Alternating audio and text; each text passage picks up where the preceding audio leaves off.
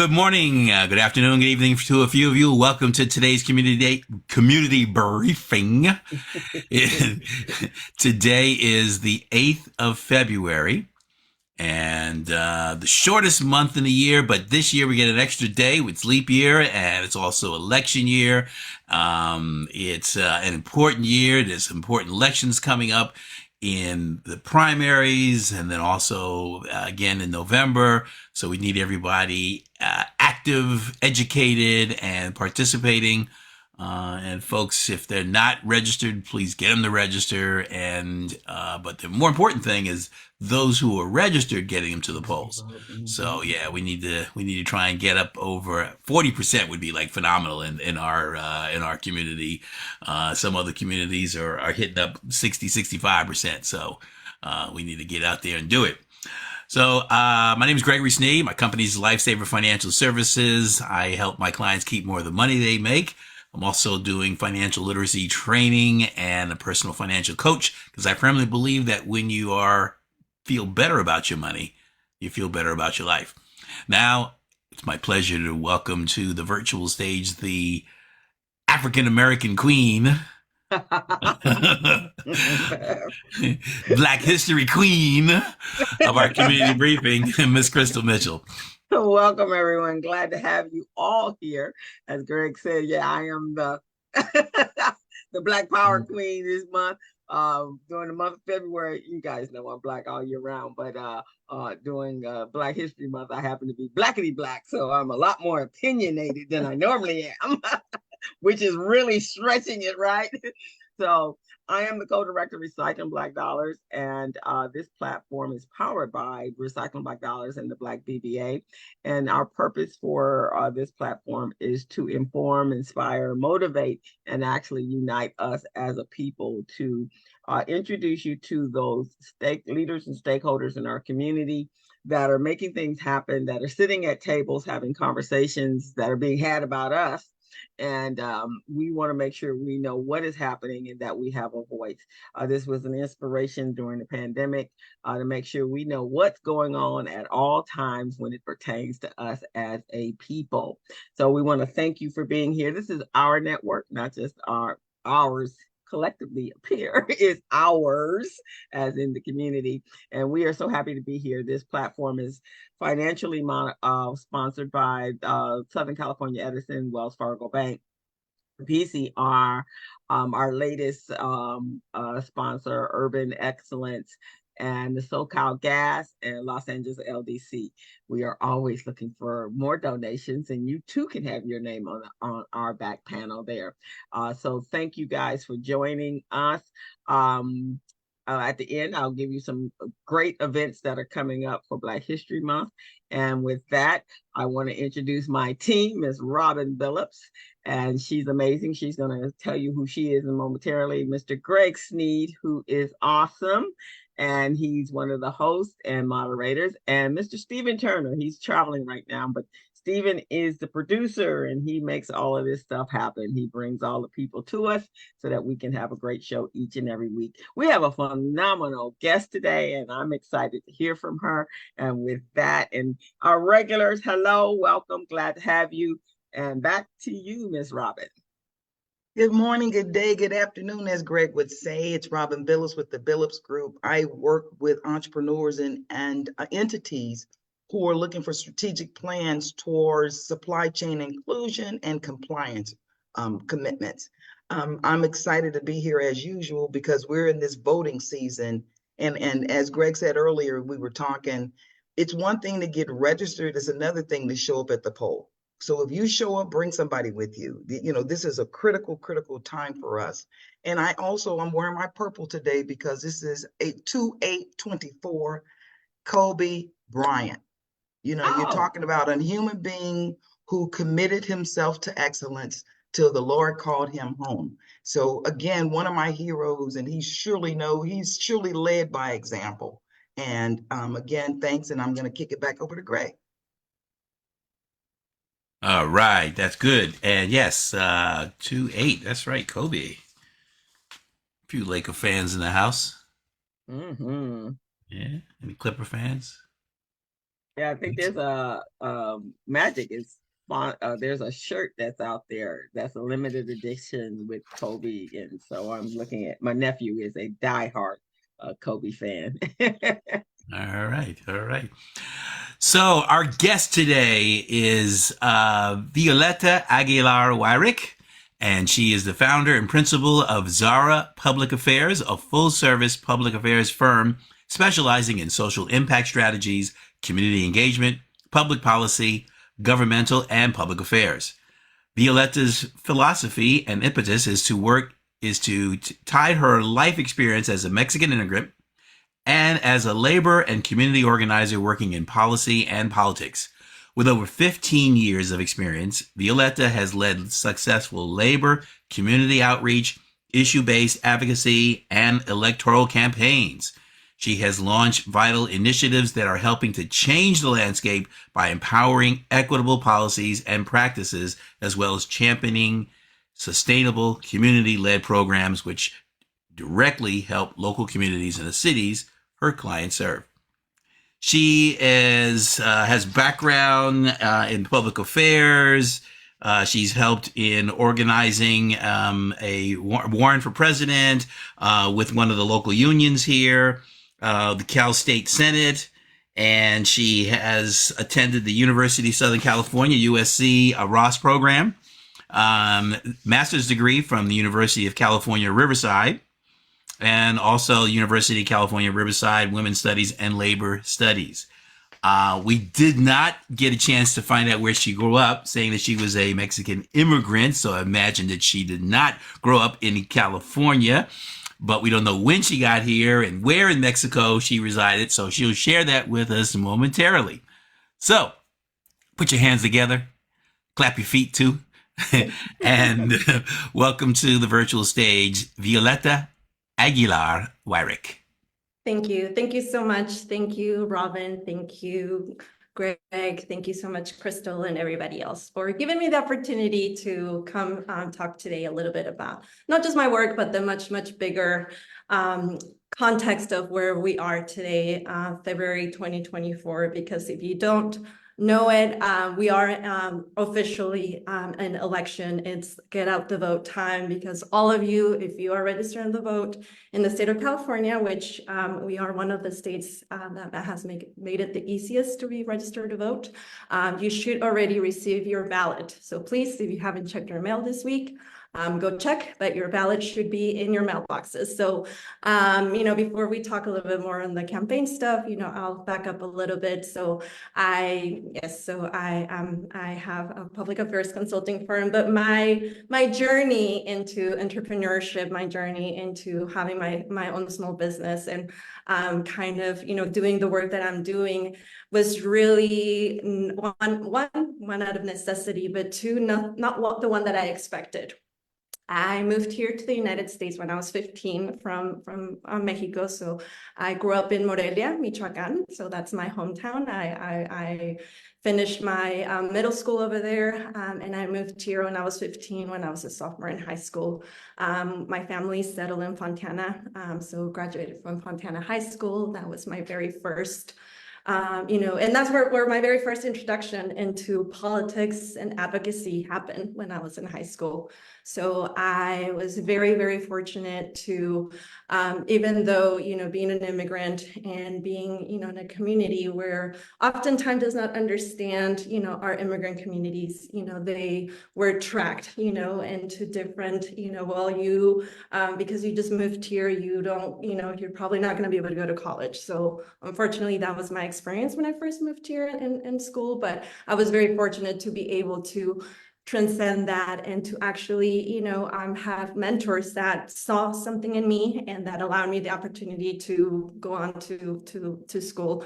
And through that involvement, I connected and I was able to be part of MECHA. That's a student club, Movimiento Estudiantil Chicano de Aztlán. So it's one of the, Latino Chicano-based clubs, and where we learned about advocacy, where we learned about going to college and just having our voices heard. So my very first advocacy campaign was through our Metro Club. We were trying to get a library. We didn't have a library in Fontana. So the Fontana Library, Lewis on Sierra Avenue, we were collecting with our, with our club cards of support that we would then send to city council. So that was my very first advocacy campaign, not knowing that that was eventually what I was going to be doing professionally. But that was just my first initiation into community organizing and what it really meant to having our voices heard.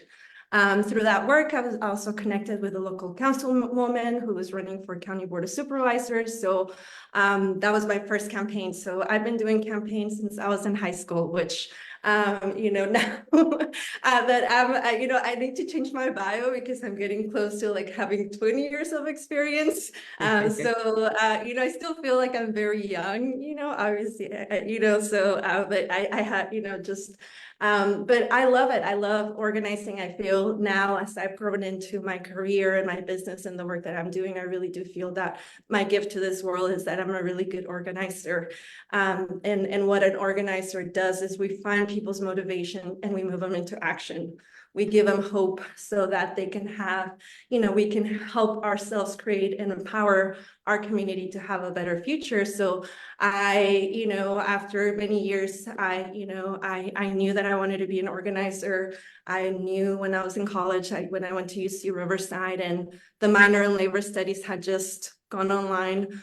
So I knew that I wanted to, and I had amazing professors that instilled that, that taught me that, the power that community organizing and how, home, what happens at home ultimately is what leads to the big changes that happen in the world. So that became my passion. So I was very fortunate that I graduated. I'm a millennial. I'm a recession, came out of college in 2009 in the middle of the recession. I was very fortunate that I was one of the very few people that I had a job like out of college.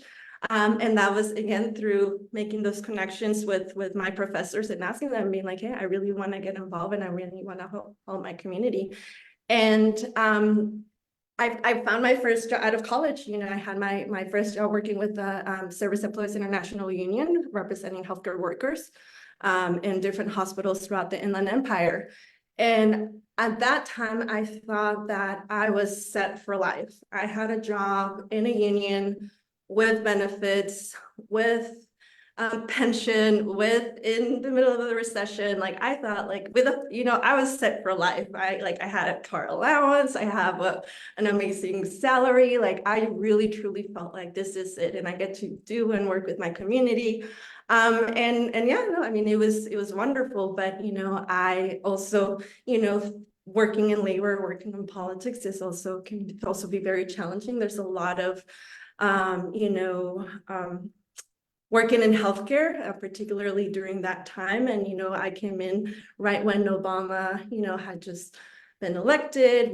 There's a lot of hope, especially during that time that we would be having a much better and easier path for workers to be unionized, because we know that what union and what labor does for our communities is that they shift the balance of power between corporations and very, very, very large dollars and what our community and what workers are able to do for themselves. So anyways, that's, then through that work, went back.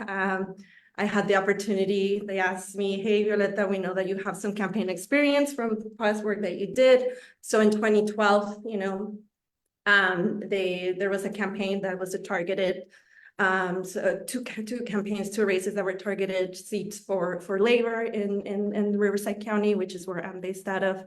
And for Senate race and an assembly race, they asked me, hey, can you please go help us run that race?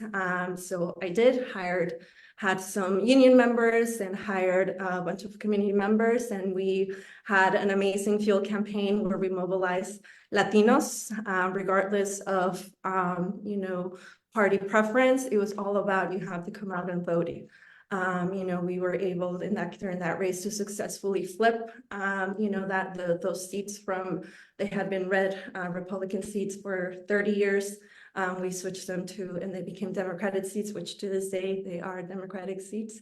Safe Democratic seats. So, so 12 years ago, we, as we laid that foundation with this, very, very like first time voters, many of these voters had, again, newly registered, had never gone out. So the conversations that we had with this voters 12 years ago are very different from the conversations that we have in regular campaigns, because it's not just like, hey, there's an election, there's all these assumptions that many campaigns, because you don't have time to go after those, like to go after every single voter, it's just too much, there's limited resources. So to be able to target like those first time voters and to have those extended conversations was really powerful.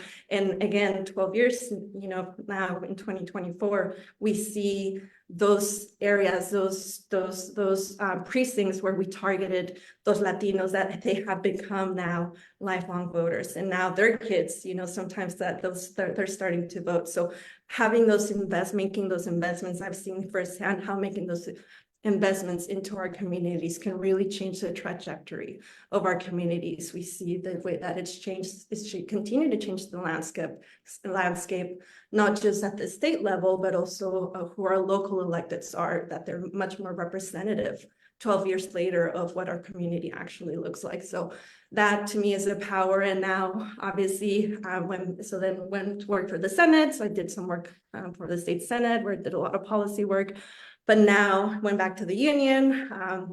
But now working in having the opportunity to have my own business, taking all of that experience, I did a lot of collective bargaining in the last union that I worked with, understanding how, the process of back and forward, managing expectations, what it actually means to win, because sometimes winning is not, you're not always going to win everything you have, but there's, the compromises and some very difficult conversations that now, as we are, going into 2024, post-COVID, we're 4 years, coming out of one of a massive trauma, how do we continue to build, because nothing's going to ever go back and it doesn't look the same.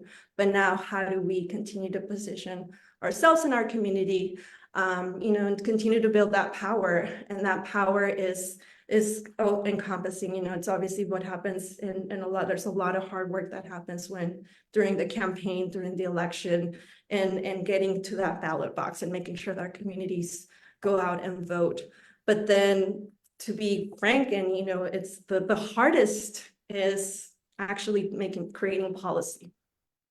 At the hardest, because then people are not really engaged. Our communities are not as engaged oftentimes. What happens at that city council? What happens at that planning commission? What happens, when those decisions are actually being made? So it's like, we need to continue that engagement during election, after election, to continue to hold all of those decision makers accountable, and the voice and the power of our community. So that's just, I'm sorry, I just went a little bit kind of like on the trajectory. No, you were good. We were following right along with you, and we've literally been working on this whole thing about voting for the last couple of years now. And the beautiful thing that I heard you say, advocacy can start in high school. And I think that position allows people to get educated early on before they actually can get registered to vote. So talk to us about this whole piece about how do we in the Black and Brown community, how do we plug that into our high schools? How do we get that done? Because those clubs, that activity, the canvassing, I think that those pieces are the pieces that lay the tracks for them to get to the poll. So talk a little bit more about that. Well, no, so yes, so I mean, advocacy, and actually in the state of California, we can start registering our high school students from the moment that they're 16, so they can pre-register to vote. So that is something that, and again, in California, the Secretary of State, that make it easier than ever for us to vote. You know, there's automatic registration if you go to the DMV, you know, so it makes it's very easy. You can also register online. The deadline to register to vote is February 20th for you to be able to vote and receive your ballot. So please make sure that, you know, and you should, if you are registered to vote, you should already have received your ballot.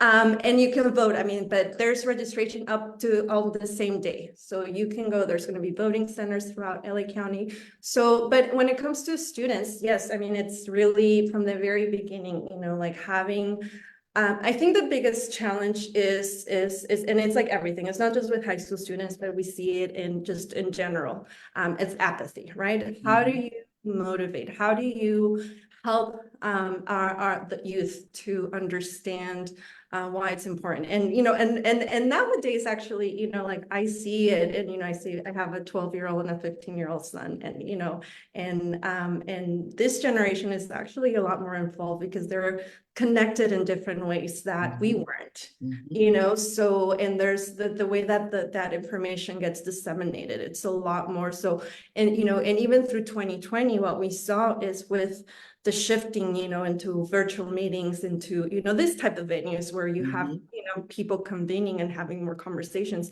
There's a lot more, you know, just understanding and accountability that youth are having in conversations.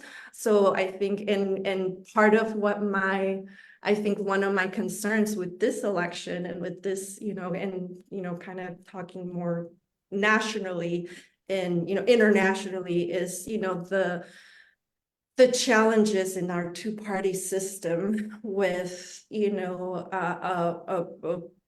you know, the Democrat, and I'm a Democrat, and I've been, you know, worked in Democratic politics for a very long time, you know, so I believe, you know, that they represent much more, you know, my values and the work that I want to be doing. But at the same time, I do have a huge problem and a huge issue, and it's very concerning to me that our communities get taken for granted. And, you know, that we are there, that there hasn't really been the investment in the infrastructure for us to actually have a voice, because again, like, you know, this we're talking about building power through the ballot box, through policy making, and when there's just assumptions about that you know, our Black and brown communities or BIPOC communities are just going to vote for Democrats just because, you know, they're not as racist as the Republican Party, you know, or, you know, it's not Trump, you know, like that is not actually giving, you know, our community the you know, and the actual voice, you know, and there's a lot of, you know, and I don't want our community to be tokenized and to be like, just like, okay, well, you know, like, here's, you know, like, we have this, you know, you know, we created this committee, or we have this, you know, working group, but there's no real representation, you know, and there's no real investment. And again, like, it's not a fly-by operation, you know, to actually build power, like, you know, to actually start addressing this, you know, like structural issues that we've been talking about. I mean, 2020 was sort of the culmination of many years of, you know, talking about these issues, but, you know, but it's like, okay, there was this moment of anger and there was this moment of agitation, but like, now what? Yeah. What have we actually been able to accomplish, you know, in terms of policy?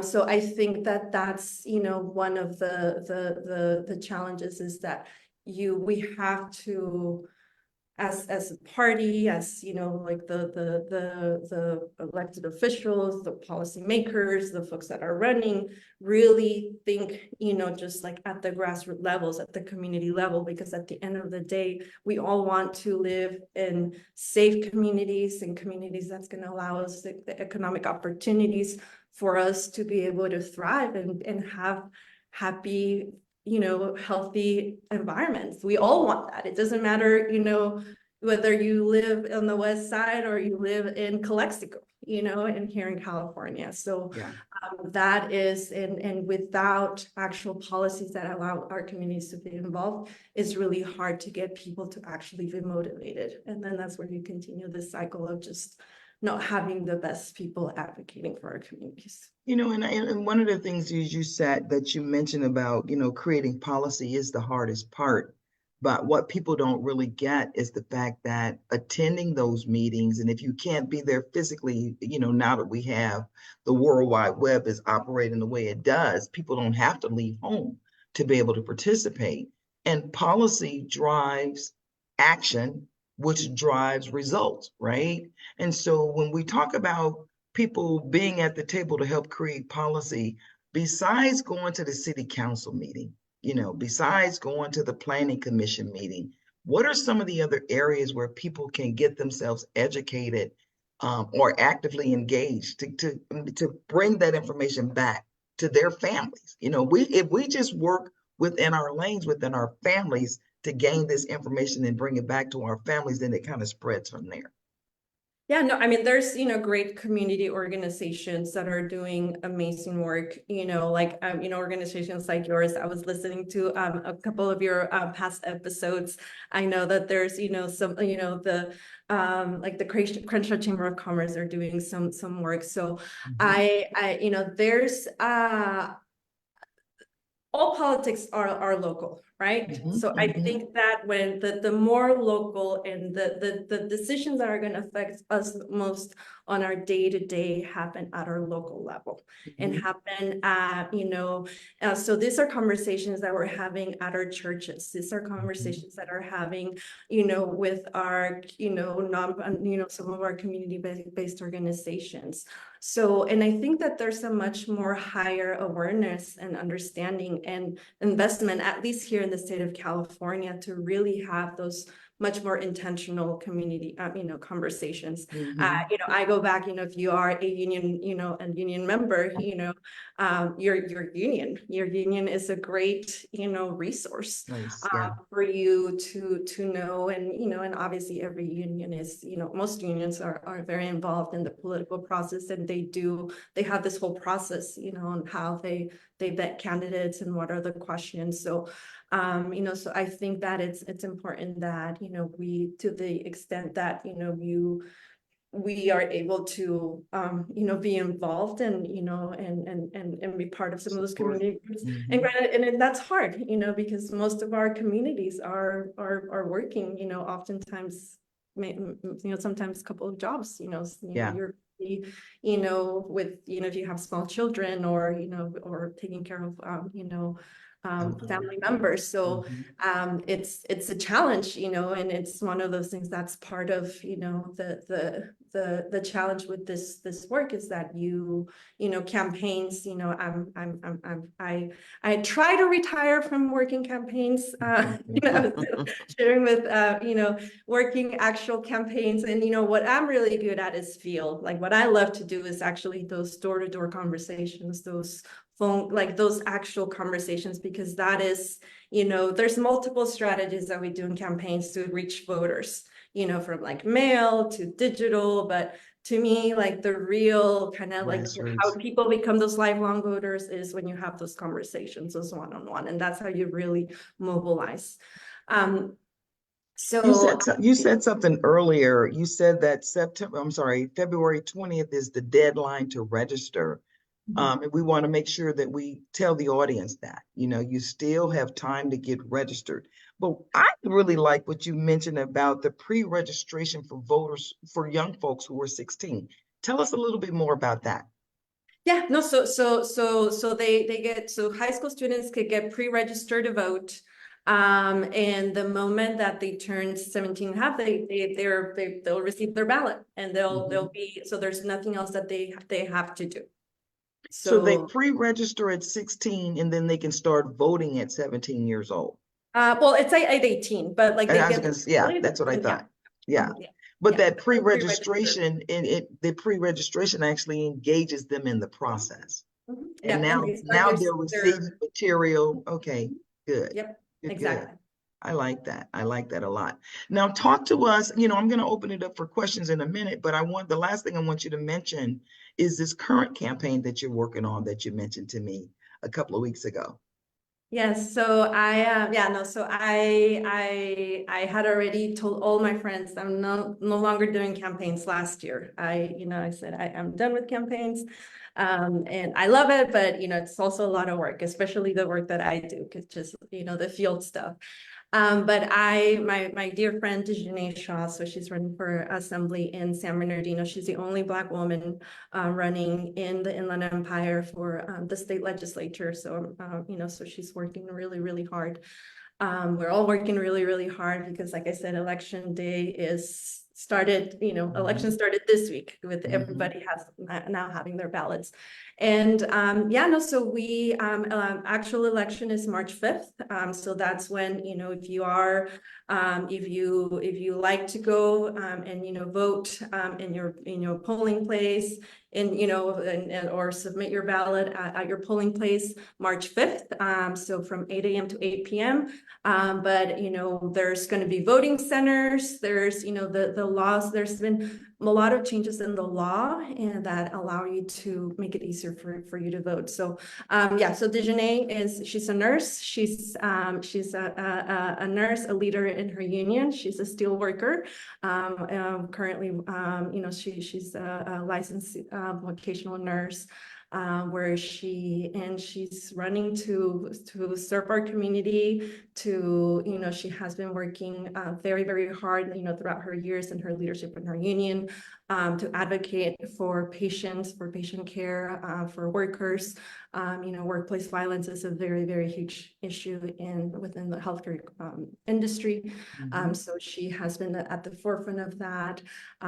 She, from personal experience, she mental health and substance abuse and investment in making sure that our communities have the ability to overcome challenges and structural issues, and making those investments so that there's affordable housing is also something that we're focusing on, and ultimately jobs and economic development. How do we make sure that our community that our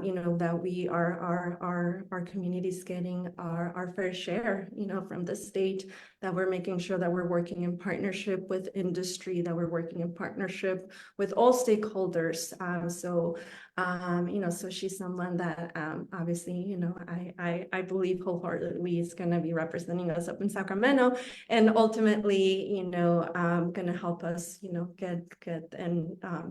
get what we deserve. And this is also because of redistricting.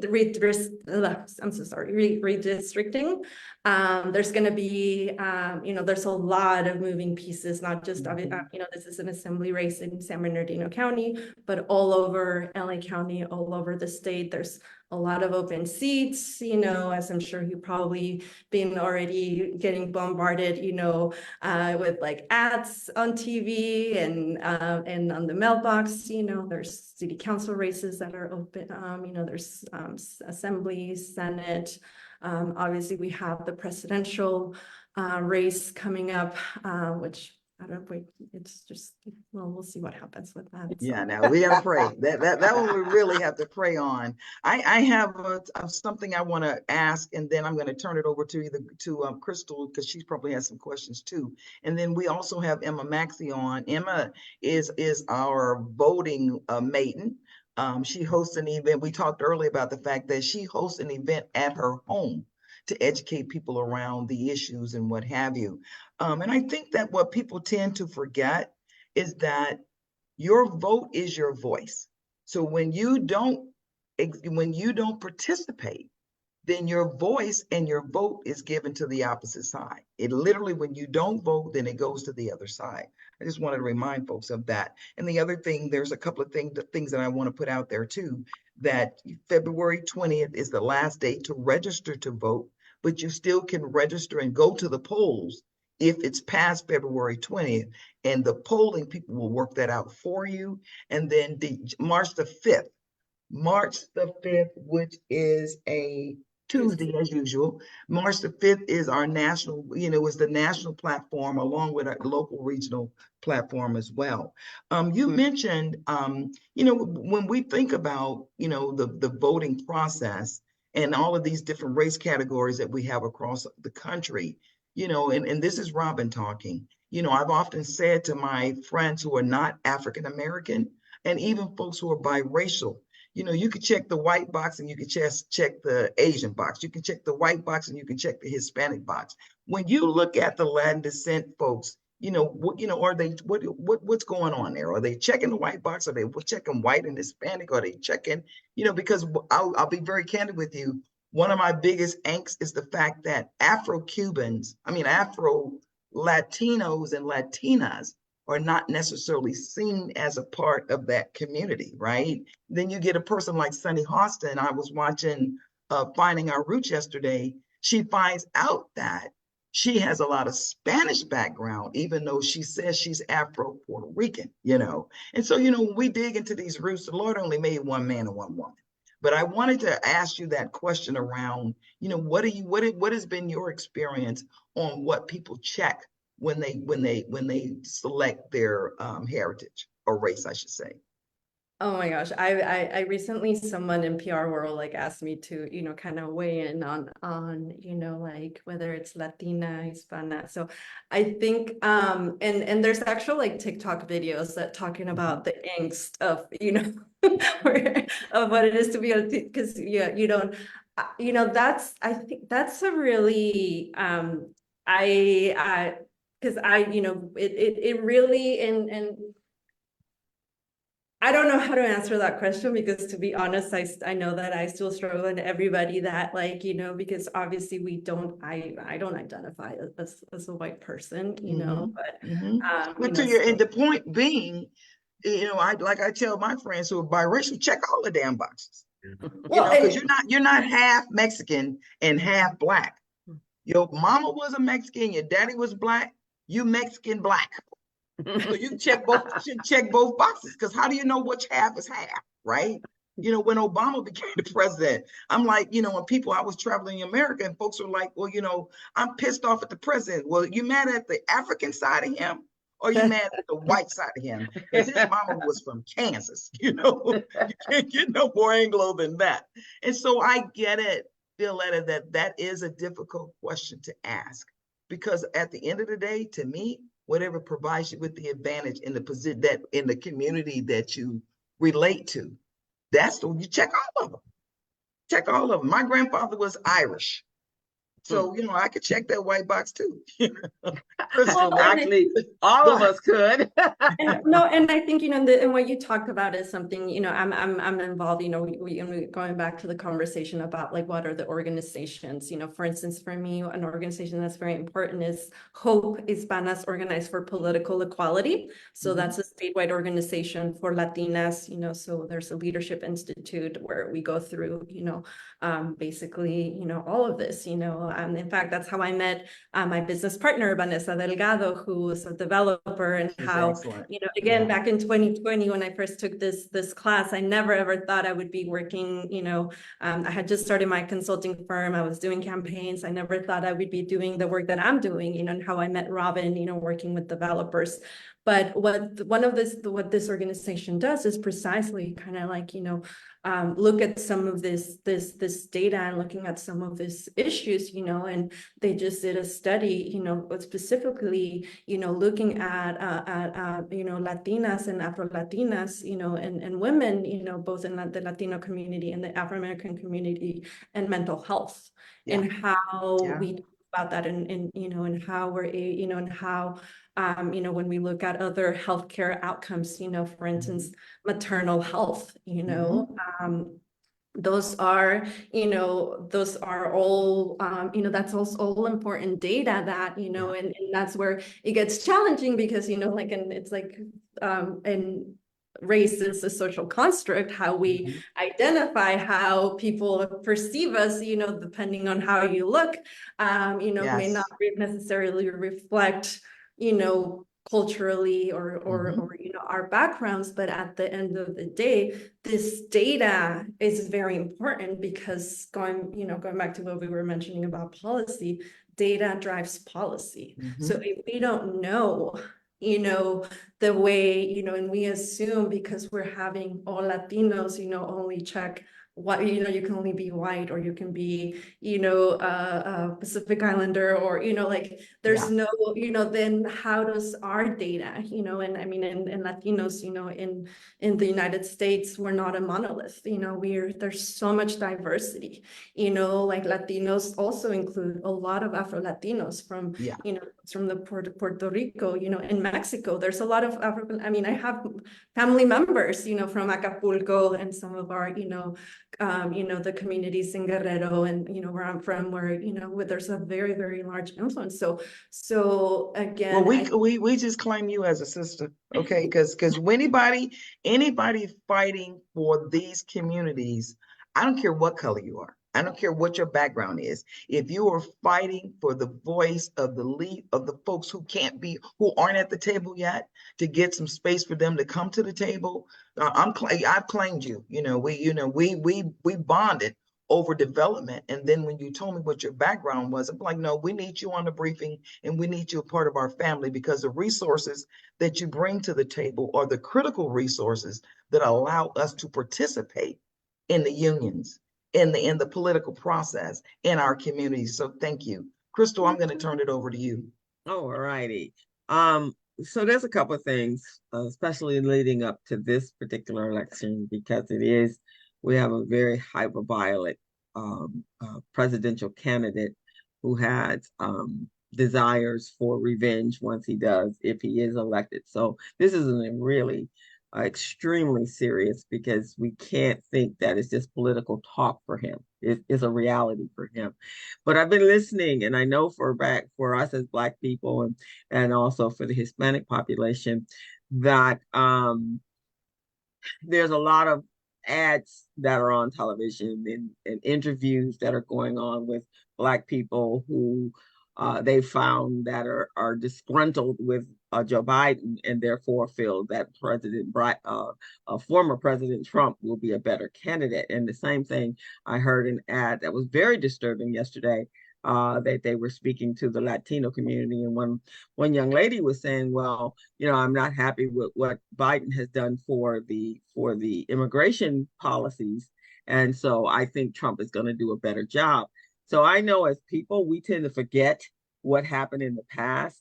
We have very short memory spans, but I will never forget what I saw when Trump was in office, and he was deporting people and putting them in cages and separating families.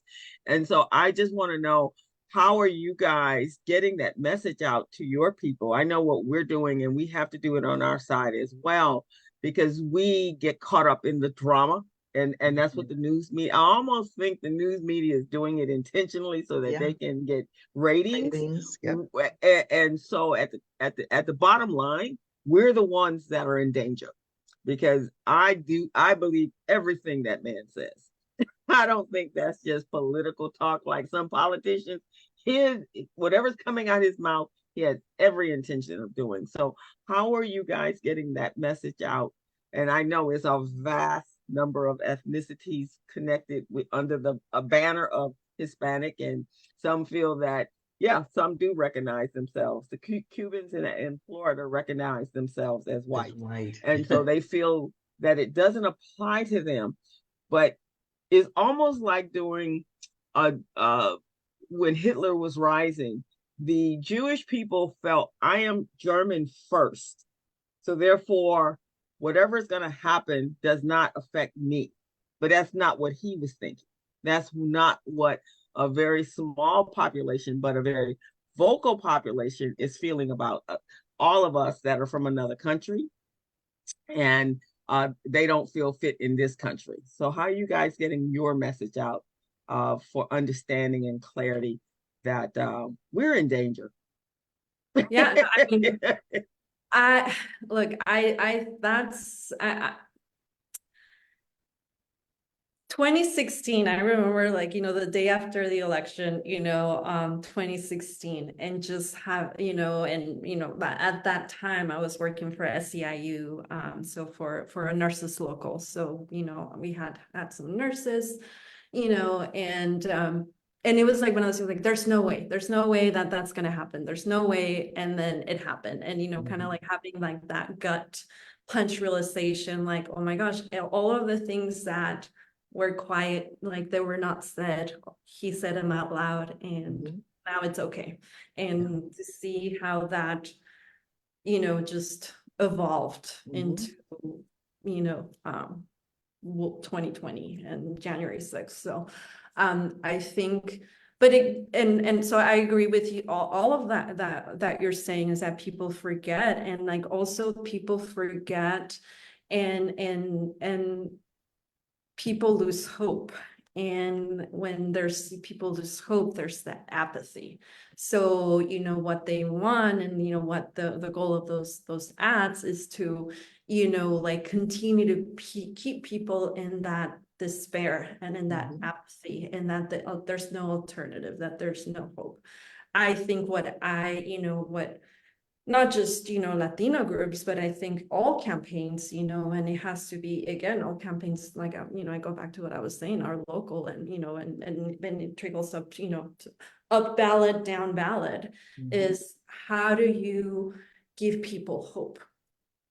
And I think that, at the presidential level, there's a number of things, that people want to see, and unfortunately, the politics are such polarized that, right now, immigration reform is a really big one that, it's something that's very important for the Latino community. Immigration reform is something that, since I moved here in 2001, it has, continued to be part of the conversation. And, we had DACA, but it was, that's never been enough. And, you have this drumbeat, by the Republican Party, like, immigration, the border. Well, now there's been a bipartisan bill that has been, they're ready to vote on it. And guess what? Now the Republicans saying like, well, no, we're not going to do it anymore. So they're blocking it once again. So it is hard to give people hope when like there's like challenge after challenge. But to me, really goes back to like the grassroots, like how do we we make those investments into our community to actually mobilize and give people hope. And it's going to be sometimes that city council race. It's going to be that assembly race that gives people the opportunity to see, like, that we can build power by going out on the ballot box and having those elected officials, and those elected officials working with community. Because it's also, once we elect those people, we can't just be like, well, we elected you, like now go do all this work. Like we have to continue to be active participants and continue to hold them accountable to do the policy and to advocate for us, and to not forget that, so it has to be this continuous.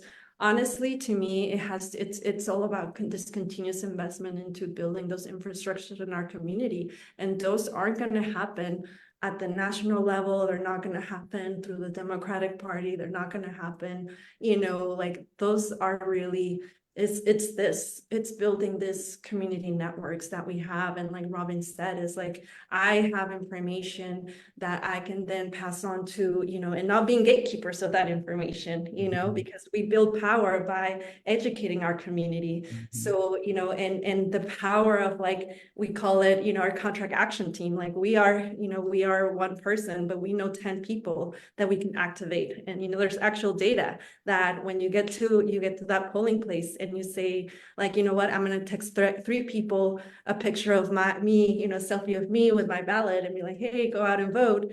They're going to be more likely to go out and vote. So I feel like you, I feel sometimes, and like many, sometimes feel a little bit of despair to see, the polarization, but at the same time, I really do feel hopeful, because when you do have those one-on-one conversations, it really, really does make a difference. And, like and it can start in high school, it can start with just all of us, if we make sure that every single person that is, able to vote in our community goes out and vote, that we're, on a Saturday when there's that community fair, you go and say hi to your council member, because they want to hear from you. Your assembly member, there are people, and they're there to represent our voice. And that's the part that we have to remind ourselves in our community. They're not this, in this pedestal, like they're there to represent our voice. Greg has a question, and then we're going to move towards wrapping up because we got some other announcements we need to make before we close out. Yeah, I think that one of the key issues is voter apathy. You know, realizing that does my vote really make a difference? Because if you look at the turnout, where you only have maybe 20, 25, 30% of registered. So people have registered to vote, but they're not turning out at the polls because they've lost hope that their vote really makes a difference. And we get caught up with the presidential elections or, gubernatorial elections, but there's a lot of things down ballot that don't get a lot of issue, or there's a lot of money behind it. A lot of Californians got duped into, was it Prop 22 with the ride share? And that was all funded by Uber and Lyft. And folks thought they were going to get paid. And now they're realizing that they're making less. And it was the reverse of what happened. So there just wasn't enough information out there because of spending. And the second part is really holding some of the elected officials accountable. They'll show up when they're campaigning. We face that issue when we're trying to get folks as a guest on our show, and we can't even get a return phone call. But when they're running, now they're like, oh yeah, well we'd show up and we'll be there. So those are the big issues really to drive. Violeta, you did a wonderful job here. Thank you so much for participating and coming to join us. We join with you in the fight and the struggle for, primary thing is really education, and is providing information. And I don't believe there's enough of that. I just recently, within the last maybe 6-7 years, started struggling to find, really reading through some of the propositions.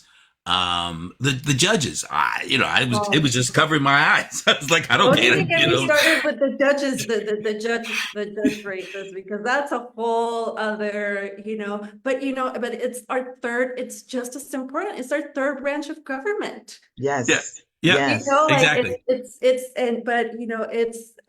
It's all education, and that is the one thing. My mentor from high school, he marched along with Cesar Chavez, and Cesar Chavez said they can take everything away from us, but they could never ever take our education and what we know. And I was looking for my voter information book because I was trying to read up on Prop 1. And it's like 100 pages. The book, and I was like, okay, I'm thinking there's more information. All that was on Prop 1 on this mental health, and this is how many $1 billion? Yeah. For mental health. So, and it's a bond, so we're paying for it. Yeah. And Greg, to your point, I think that's the tactic. Who understands it? If we inundate them, then they're not going to take the time, right?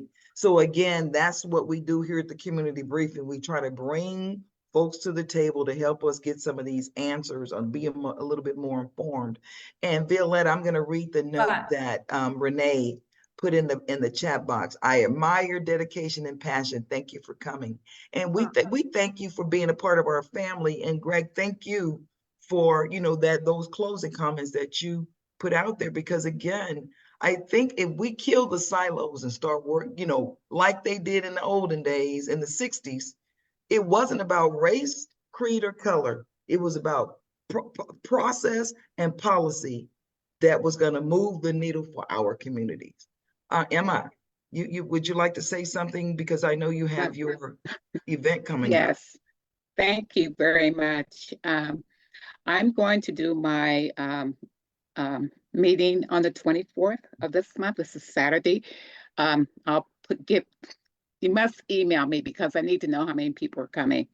And I think I'll put my email in the box. But it's really important. And I don't care who you vote for. I want you to vote. I think another thing that was discussed are young people. How many of our young people do we take to the polls with us so that they can understand how to vote? That's something that we should do. I did that with my son. Yeah. Now I vote by mail, but he knew how to go in and how to maneuver once you get behind the curtain. And you have to realize they update those machines. So you can't depend on what you did 10 years ago or even 5 years ago. So it's important to take your kids or take somebody's kid with you just to go and let them see how it works. Otherwise, make sure if they're going to use the ballot, get it in on time, and you must sign your ballot when you complete it. So I'm looking forward to talking about and I thank you, Greg, for talking about the judges. That is one of the most important things. We have the county judge, we have district attorney. That's another one. And once you put these judges in office, they're there, some of them for a lifetime. Make sure you understand who you're voting for. Again, we'll talk about that. I won't tell you how to vote. I want you to vote, and you must do your homework. Read up on the measures. Very important. And come together. We're just going to come to have a fun day, go through the ballots, because I'm in District 10. I will say that. So I'm voting for people in District 10, but we have other things that we all have in common that we can vote for. So know who you're voting for also. So that's my advice. I'm looking forward to you coming, and put my email in the box. Send me an email that you want to participate. Bring your paperwork with you, the sample ballot with you especially. And if you want to fill out your ballot at the house, put it in the mail on your way home, that's fine. But please come prepared. I think you will enjoy the day. We'll have food, refreshments, and What time are you starting? 1 o'clock. 1 o'clock. Okay. Yeah. And the reason I started, well, we do it every year. In the evening, I have tables outside, etc. We have food and all, but it Serving gumbo? No, nothing like that. Unless you bring it. Unless you bring it, we can. I'm coming in. So anyway, all I care about is everybody, whoever comes, and when they leave, they're going to vote, and they're going to tell someone else to vote. So I'm looking forward to it. Thank you. I'm gonna have my crew. I'll make sure I RSVP when we get off today. Thank you, Emma. This is what we have to do, right? We have to really bring all of us together and help our people understand and what's important for us. So judges are very important. Education, we just can't be checking boxes for those that are applying for school boards. Those are very, very important as well. So yeah, there's a lot of things before we get to the president. And the city council, because what's been going on in Los Angeles with the councils, you guys got to do. Oh, no problems there. Yeah, no problems. Clean as a whistle. Clean as a whistle. State assembly, yeah. Everything on that ballot is important. How about that? Yeah, yeah. Everything on that ballot, especially this year, because it's a very it's kind of scary. So we have the Dr. Davies, Stephen, or Mr. Davies from Tuskegee. Well, Stephen's going to speak. Yes. Again, thank you for being on the show today. It was very informative, setting the tone for the importance of being engaged in voting. Next week, we're going to have Dr. Norma Dawson from Tuskegee University that's going to talk about food, nutrition, and longevity. Food that kills, food to make you live. Okay. That's helpful. So you live to vote. Next thing we have number of events coming up. There is it's Black History Month, so everybody under the planet has got an event. It appears like I got invitations to speak at everything. But I am speaking at the Black Family Summit. Number 2 is the National Association of African American Parents and Youth, and it's called The New Face of Black Education. It's going to be at the California Endowment Seminar on March 5th. And they're going to have Dante King, who is the author and speaker, and he has his book is The 400-Year Holocaust. Dr. Chika Aqua, he is of Reading and Revolution. I think he's also about revolution of Black people, and I think he's also about reparations and so forth. Evolution or revolution? Revolution. Revolution. Okay. Revolution. I am also speaking on, I'm teaching a class on, there's a number of interactive workshops, and I'm teaching on financial literacy for young people and Black families and what that means, because a lot of it is we just don't understand how money works, right? So therefore, we're not using money the proper way to elevate our families. I'm also speaking, and this one's a virtual, and I'll make sure everything is in our on our site. I am speaking with the National Coalition of 100 Black Women Orange County chapter, and we're going to be talking about how to get funded. And I'm excited about that because, you know, bringing Orange County Black folks into our fold is a really important thing because they're pretty isolated from us. So that's going on. The BBA has a Black family. They have a Black History event. The Black Black Business Association, as well as the Los Angeles Urban League. So check their websites. Vermont Slauson has theirs going on. So check their websites. So there's a lot of stuff going on. Aren't you speaking on 23rd too? Is that with JC? Yes, I'm speaking on the 23rd. The Crenshaw Chamber, Crenshaw, the BBA, GLAC. Now this is like awesome, guys. GLAC and Recycling Black Dollars. We came together in unity. We sold out in 3 days for the event. We're going to be at Doolin's Restaurant. So working together does work, and this is kind of the first event we're going to do. We got something planned for April. We're excited. So we brought all of us together, man. Just think how big that voice is. Yeah. And so excited about that. And I'm going to end with the Pan-African Film Fest it started yesterday, the 6th, and is going on through the 19th. Go over, see some amazing Black art in the corridors of the mall.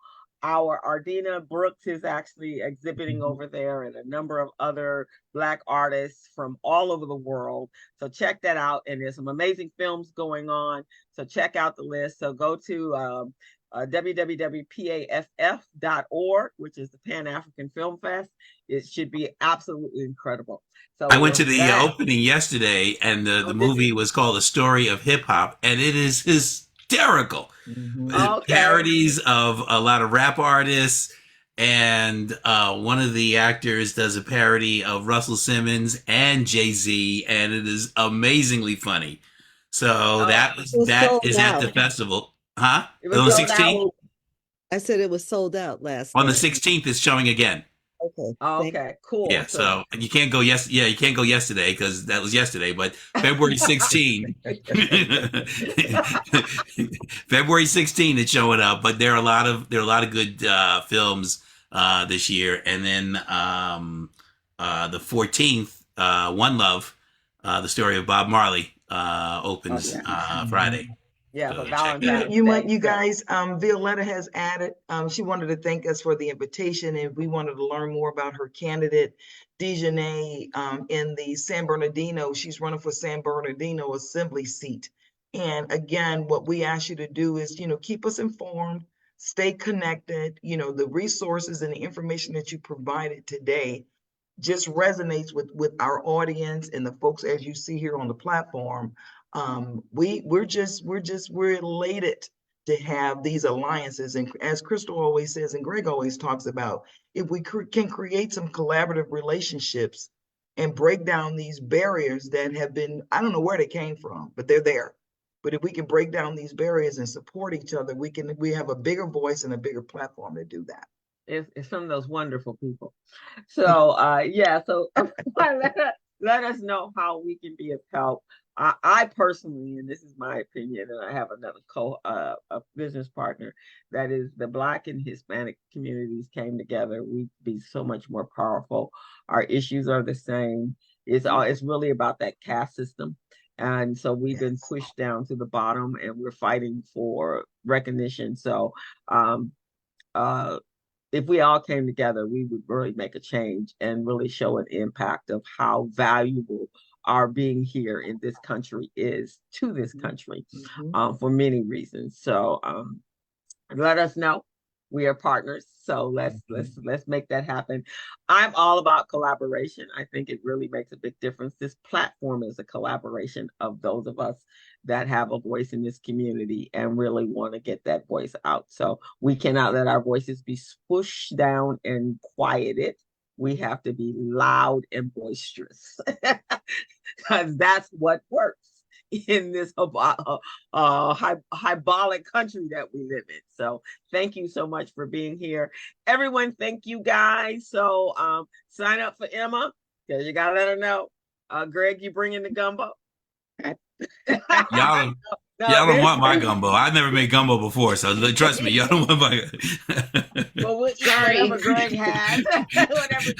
Yo, I'll never get invited again. Oh no. Listen, I sent my message out, but I just sent it to Renee by mistake. Thank you. I'm sorry. And I Renee. said ditto on it. I know it. I saw that. And so I'll put my information in. And I also put in the box. You guys, please go see Origin. It's an amazing movie. And we Amazing. all should see it. Yeah, Origin was I put phenomenal. ditto in that. Yes, absolutely. Yeah, that was Yes. amazing. So if you haven't Yeah. seen it, please go check that out. Yeah, It's been please go see incredible. it. And also check your TV, your listings. There's some phenomenal. PBS has a lot of stuff. Yeah. Oh my God, there's so A lot much of things. stuff on Black Mhm. history. I saw one yesterday called "Talk to Me," which is the story of Petey Green, who was a DJ, ex-con. I had never seen that before, and also I guess that was the story of Dewey Hughes, which is Kathy Hughes' former husband in the beginning of Radio One. So that was phenomenal. If you haven't seen, it just had popped up on Netflix yesterday. The greatest night of pop, and it's the making of We Are the World. Oh my God, was that phenomenal? Almost brought tears to your eyes. Just 40 artists just coming together and collaborating on an effort to feed the hungry. Just think if we could do that for what's happening in our country. So I am loving the feel of the community feel. Speaking of We Are the World, Harry Belafonte was left off the Grammy Memorial tribute this past week. Yeah, and Wow. he's one who put that together. The We Are the World. He brought that to them, and then they went to who was it? Lionel Richie, and it was just amazing. So if you're into music, I thought of you, Greg. That's the whole DJing thing. It was just really pretty, a powerful documentary. So check that out as well. Enjoy all the Black History events. And next week, we will be back to talk about what is the right thing for us to eat and not eat. And this is the lady that's coming from Larry. So we probably won't be eating at all after this. I have one comment to make. Greg, Yes. you mentioned Lyft and Uber today, and there is a new rideshare revolutionary program that's coming out. I put it in the chat. So please support this effort. I mean, they are changing everything, and the riders are going to ride for 20% less and have $5 fees. And and the drivers are going to get all of their money for their tips, and they're going to get a significant amount for the mileage that they put on there. So And red, black, and green out the window, right? There you go. hey, Yeah, because I check heard it that. out. I put it in the chat. Yes, I'm glad you. AB5 didn't do them justice, man, because they passed all that over to the drivers, and the actual ratio flipped. It went from 80-20 for the drivers to 20-80. So the drivers are actually getting 20%. That's their vehicles, that's their gas, that's the repair on their vehicles, and they're not getting 20%. And Uber is getting 80% of the take and of course in Los Angeles, it's much more expensive than anywhere else in the country. Yeah, they got bamboozled by that. They got proposal. bamboozled. So this group is changing the format, changing the format. So check it out. There's an overview there, so check it out. All right, guys, it's 12:09. Thank you, Violeta. Come back anytime. We are embracing what you're having to say. Everyone else, let's make sure we vote for the right folks. So we're going to visit Emma and Michelle. How's retirement? Retired. She is completely retired. Oh yeah. Michelle, you're the first person I know that retired that actually even retired their email address. It's all their social media. It's great. Good for you. All righty, guys. See you guys later. And we'll see you next week. Bye-bye. Thank you, Violeta.